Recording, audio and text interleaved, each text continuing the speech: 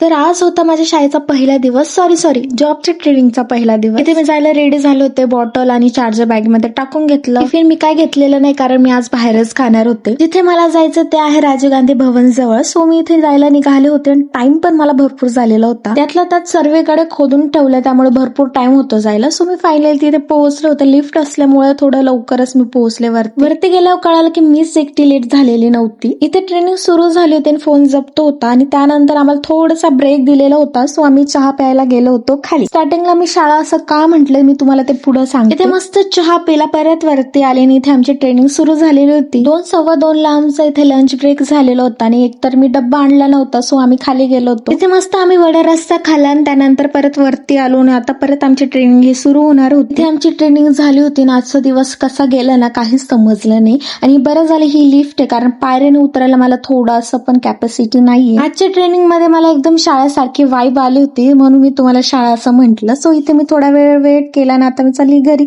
तर भेटूया next vlog मध्ये. Bye bye.